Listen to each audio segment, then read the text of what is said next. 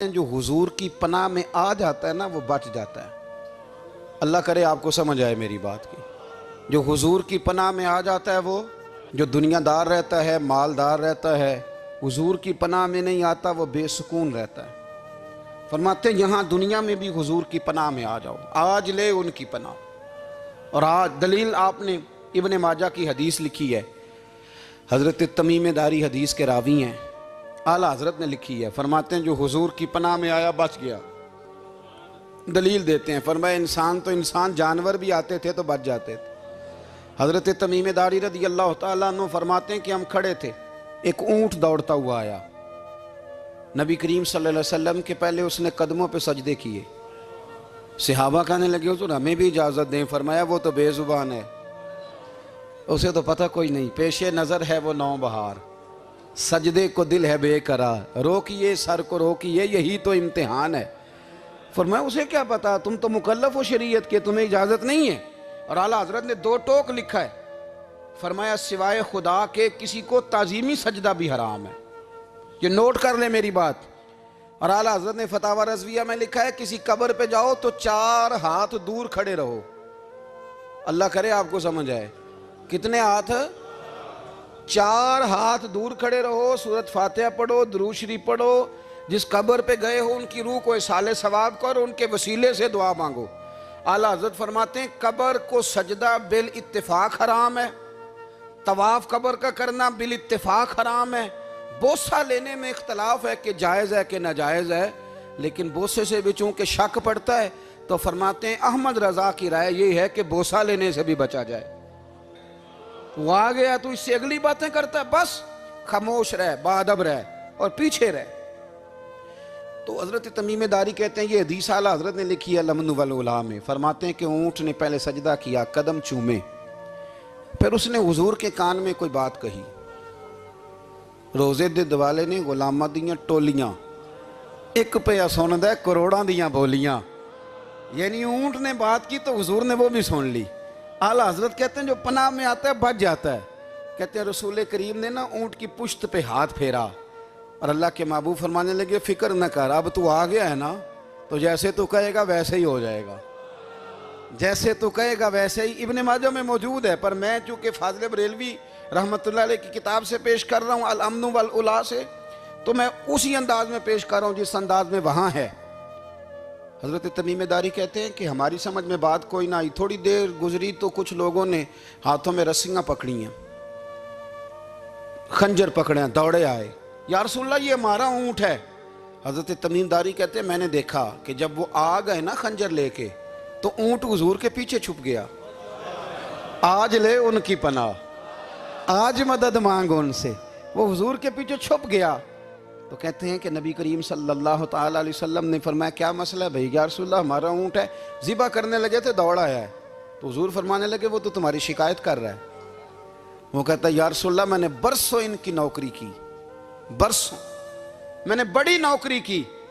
सही कहता है? या रसूलल्लाह ठीक कहता है। हुजूर अब बूढ़ा हो गया हूँ, थोड़ा ज़्यादा बोझ नहीं उठा सकता, तो मुझे ज़िबा करके खाना चाहते हैं, मैं मरना नहीं चाहता। नबी करीम फरमाने लगे अच्छे लोग ये सिला देते हैं।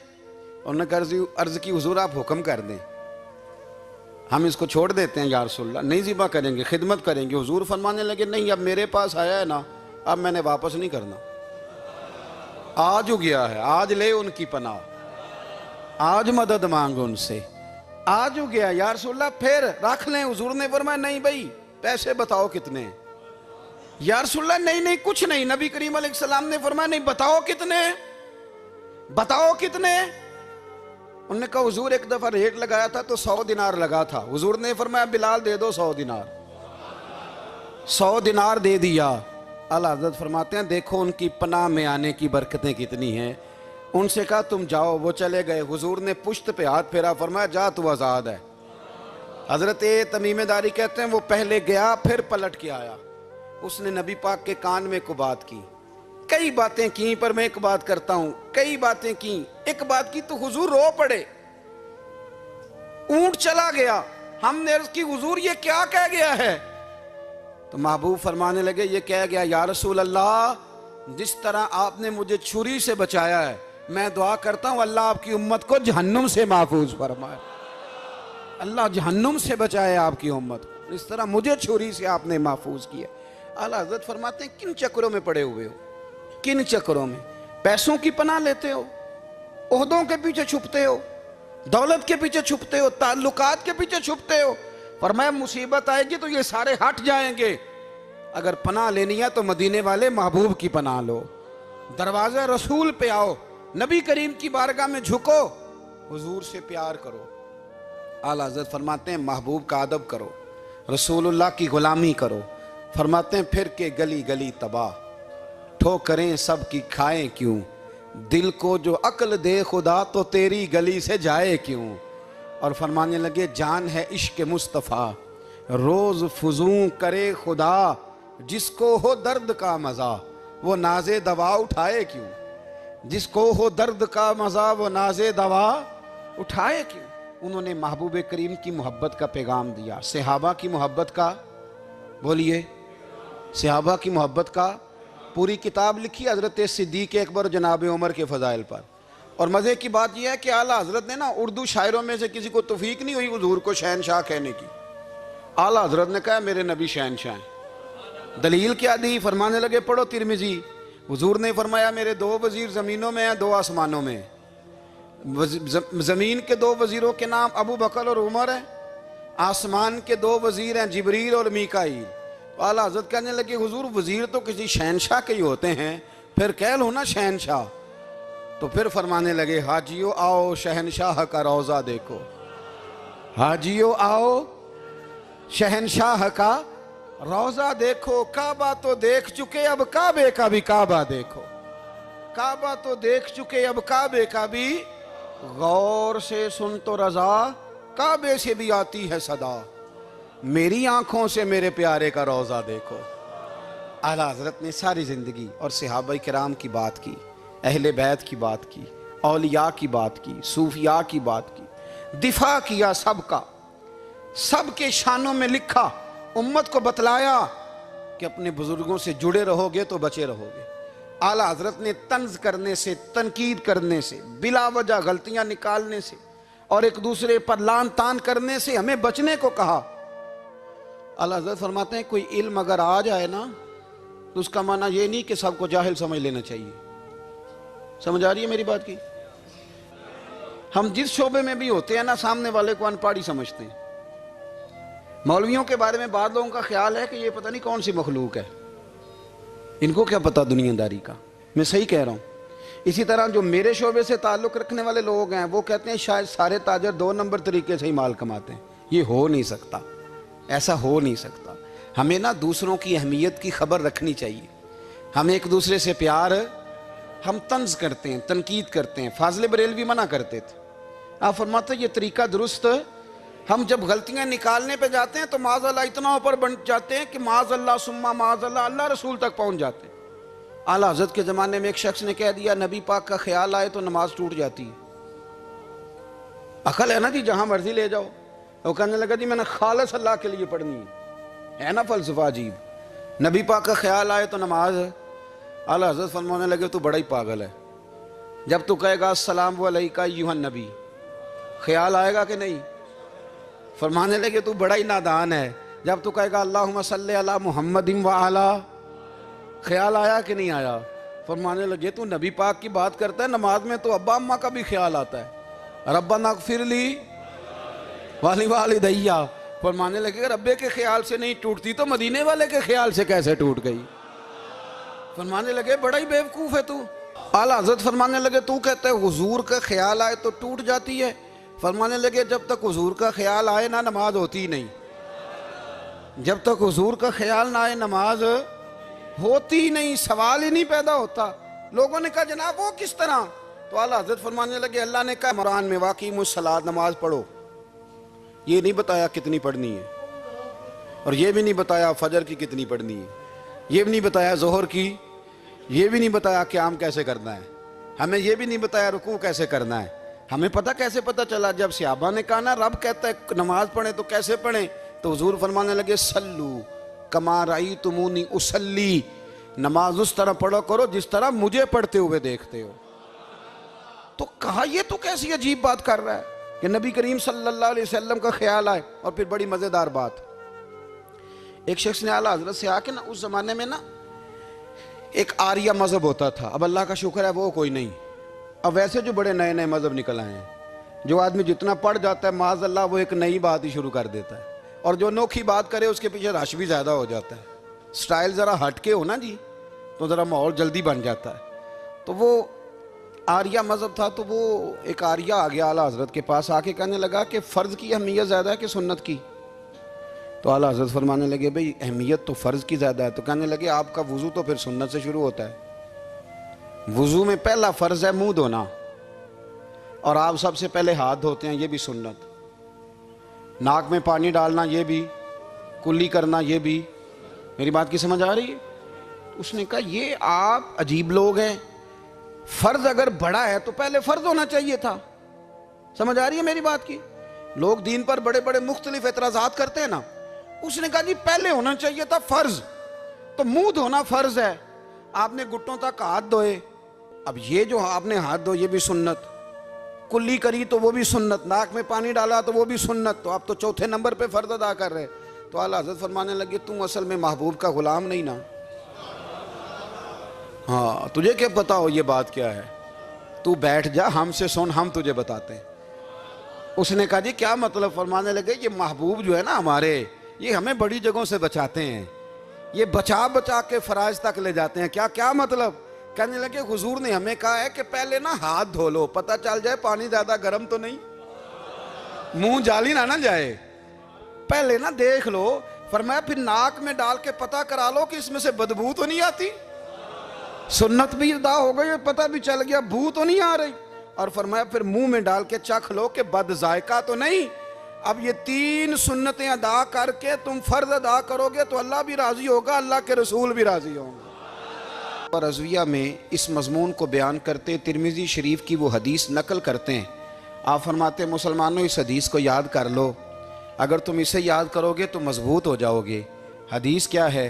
नबी करीम सल्लल्लाहु अलैहि वसल्लम ने फरमाया अगर सारे इंसान मिल के भी तेरा बुरा करना चाहें तो जब तक रब की मशीयत ना हो वो तेरा बुरा कर नहीं सकते।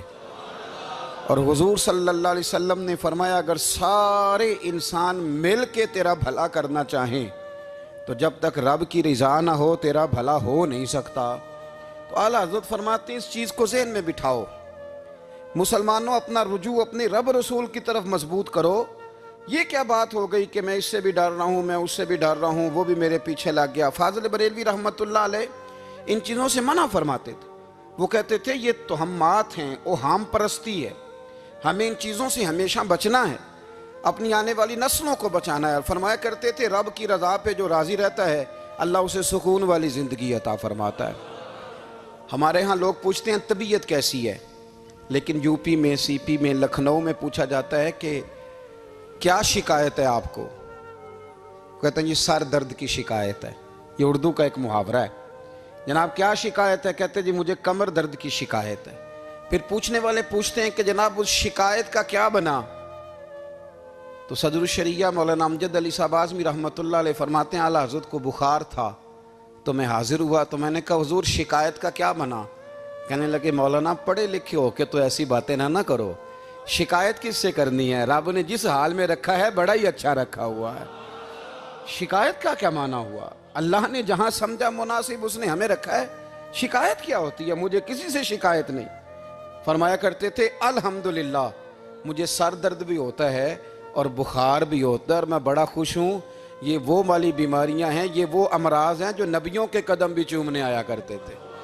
मैं खुशबख्त हूँ कि वो अमराज जो अम्बिया के पास आते थे, सर दर्द और बुखार, वो मुझे लगते हैं। अपनी ज़िंदगी को रज़ा वाली ज़िंदगी बनाया। यकीन बड़ा कामिल था मेरे आला हज़रत का। इमाम गज़ाली ने हदीस लिखी है, नबी करीम सल्लल्लाहु अलैहि वसल्लम ने फरमाया यकीन इस तरह सीखा करो जिस तरह तुम कुरान सीखते हो। आज मेरे दौर का सबसे बड़ा मसला यकीन की कमज़ोरी है। मुसलमान कच्ची पक्की सोचें सोचता है, कमज़ोर कमज़ोर जुमले बोलता है, इसको दुनियादारों के वादों पर इत्माद जल्दी होता है। लेकिन माज़अल्लाह अल्लाह रसूल के वादों के बारे में ये कई दफ़ा शकूक का शिकार होता है। इसे समझना चाहिए। फाज़िल बरेलवी एक पुख्ता यकीन वाली शख्सियत थे, पुख्ता यकीन वाली। बरेली शरीफ के दाएं बाएं ताउन का मर्ज फैल गया तो आला हज़रत फरमाते हैं मेरे मुंह में भी कुछ गिल्टियाँ निकल आईं। तो बाज़ लोगों ने कहा शायद आपको भी ताउन हो गया है। आला हज़रत रहमतुल्लाह अलैह फरमाते हैं जो सबसे बेहतरीन तबीब था वो लाया गया। उसने मेरा मुंह देख के, गिल्टियाँ देख के कहा खो आपको तो ताउन का मर्ज हो गया है। तो आला हज़रत फरमाने लगे मुझे सारी बीमारियाँ लग सकती हैं, ये नहीं लग सकती। उसने कहा हकीम मैं हूँ कि आप हैं? फरमाया नहीं आप ही हैं, पर यह बीमारी मुझे नहीं लग सकती, ये मुझे हो नहीं सकती। उसने इसरार किया तो आला हज़रत रहमतुल्लाह ताला अलैह उसको कहने लगे मियाँ तू जो मर्जी कर लेकिन मुझे ताउन का मर्ज नहीं हो सकता, ये बात तय है। वो नाराज़ होकर चला गया। अब ताउन की जो गिल्टियाँ होती थी ना वो बड़े बड़े महीनों नहीं जाती थी, तकलीफ़ रहती थी। आला हज़रत कहते मैंने उसी रात ना थोड़ी सी काली मिर्चों का सफ़ूफ बनाया और मिसवाक में रख के जब मुंह के अंदर छिड़का तो थोड़ा सा खून निकला और मेरा मुंह बिल्कुल ठीक हो गया। सवेरे मैंने कहा बुलाओ ना अपने हकीम को जो कहता था ताउन हो गया है। तो लोग कहने लगे हुजूर आपको वैसे कैसे पता था ताउन नहीं है? फरमाने लगे पता इस तरह था कि अल्लाह के रसूल सल्लल्लाहु अलैहि वसल्लम ने एक दुआ इरशाद फरमाई है। फरमाया किसी मरीज़ को देख के पढ़ लो अल्हम्दुलिल्लाहिल्लज़ी मिम्मब्तलाका बिही वफ़द्दलनी अला कसीरिम मिम्मन खलका तफ़दीला। हुजूर ने फरमाया किसी बीमार को देख के, मुसीबत वाले को देख के ये दुआ पढ़ो, तुम उस मुसीबत में शिकार नहीं होंगे। फरमाने लगे मैंने ताउन के मरीज़ को देख के दुआ पढ़ ली थी। तारे टूट सकते हैं, चांद गिर सकता है, सूरज अपनी जगह छोड़ सकता है, पर मदीने वाले महबूब की बात गलत नहीं हो सकती। ये मेरा यकीन कामिल है। साढ़े नबी दी जुबान साढ़े वास्ते कुरान, ये बात गलत हो सकती? मजबूत यकीन फाज़िल बरेलवी का, मजबूत नजरियात। आला हज़रत रहमतुल्लाह ताला अलैह से किसी ने कहा आप किस तरह के मोमिन हैं, किस तरह के मोमिन हैं? तो आला हज़रत फरमाने लगे मेरा दिल चीरो, उसको खोलो, एक तरफ ला इलाहा इल्लल्लाह लिखा होगा, दूसरी जानब मुहम्मदुर रसूलुल्लाह लिखा होगा। खोल के देख लो। एक तो यकीन की। फिर दूसरी बात, खुश्क लोगों को जिंदगी गुजारने का मजा कोई नहीं आता। जिंदगी गुजारने का मजा उसे ही आता है जिसे किसी से प्यार हो जाता है।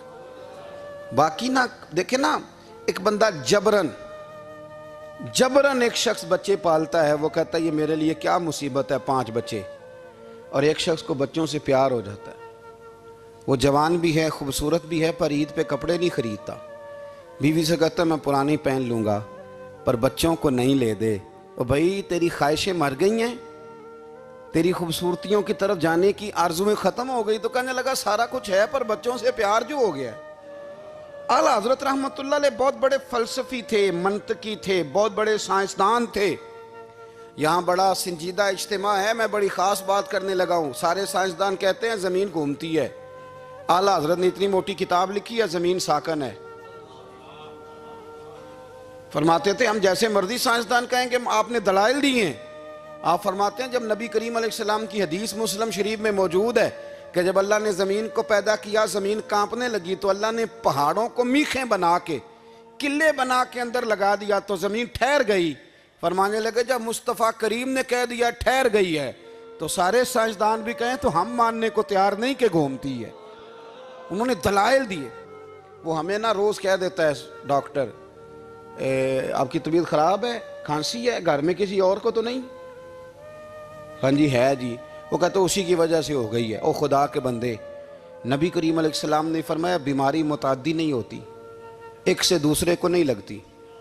और बड़े सादे अंदाज में मुस्लिम की हदीस है, एक सहाबी ने कहा या रसूलल्लाह मेरे ऊँट को उस ऊँट से खारिश पड़ गई है। तो अल्लाह के रसूल फरमाने लगे तेरे ऊँट को तो उससे पड़ी तो उसको कहाँ से पड़ी थी? कहने लगा जी वो तो कुदरती मामला है। तो हुजूर फरमाने लगे ये भी कुदरती मामला है। अब हमें जो मर्जी, आला हज़रत के ज़माने में लोगों ने कहा कशिश सकल है, ज़मीन अपनी तरफ चीज़ों को खींचती है। दलील क्या है? वो कहने लगे जी सेब गिरता है तो ज़मीन पे, आम गिरता है दरख्त से तो ज़मीन पे, अमरूद गिरता है तो, अनार गिरता है तो ज़मीन में कशिश है, खींच लेती है। आला हज़रत फरमाने लगे शाबाश, साइंसदान जो कहेंगे हम मानेंगे। फरमाने लगे ज़मीन ने आधा किलो का सेब खींच लिया है, 1.5 पाव का अनार खींच लिया है, पर हमने गुब्बारे में 1.5 छटांग हवा भर दिया, वो तो ज़मीन से खींचा नहीं गया। ये किस किस्म की कश्श शकल है? ये अभी 2 साल पहले डॉक्टर अब्दुल कदीर खान का मजमून छपा था रोज़नामा जंग में। वो कहता है मुझे वो मौलवी चाहिए था जिसके पास कुरान हदीस भी हो और साइंस के उलूम भी हों। कहता मैंने ज़माने के दरवाजे खटखटाए, फिर मैं पहुंचा बरेली के इमाम के पास, और कहता है वहाँ जाके ना मैं ठहर गया हूँ, इसलिए कि मुझे कुरान और सुन्नत का नूर भी मिला है और मुझे साइंस के रमूज भी मिले हैं। ये वाहिद शख्स है, ये वाहिद शख्स है जो दीन को साइंस का पाबंद नहीं करता, बल्कि साइंस को मदीने वाले का गुलाम बनाता है, मदीने वाले का गुलाम बनाते। तो आला हज़रत फरमाने लगे अजीब फ़लसफ़ा है ना जी। आम खींच लिया उसने, सेब खींच लिया, अमरूद खींच लिया, पर उससे 1.5 छटांग वाला गुब्बारा। तो लोगों ने कहा हुज़ूर फिर मसला क्या है? आप फरमाने लगे मसला ये है कि हर चीज़ अपनी असल की तरफ लौट जाती है। हर चीज़ अपनी, सेब अमरूद अनार ज़मीन से पैदा होते हैं तो ज़मीन पे गिरते हैं। हवा की असल ऊपर है, इसलिए जब गुब्बारे में हवा भरेंगे तो हवा उसको ऊपर ले जाएगी। हाँ, जब उससे हवा निकल जाएगी तो फिर गुब्बारा जो जिसकी असल होती है उधर लौट जाता है। इंसान मिट्टी से बना है तो जाता कहाँ है? मिट्टी देते मिट्टी रहना ही एवं कादी बल्ले बल्ले, अज मिट्टी दे उत्ते बंदिया ते कल मिट्टी दे थल्ले। तो आला हज़रत रहमतुल्लाह ताला अलैह ने ना अपने सारे उलूम को नबी पाक का गुलाम बना दिया। आप फरमाया करते थे आज ले उनकी पनाह, आज मदद मांग उनसे, कल न मानेंगे कयामत में अगर मान गया।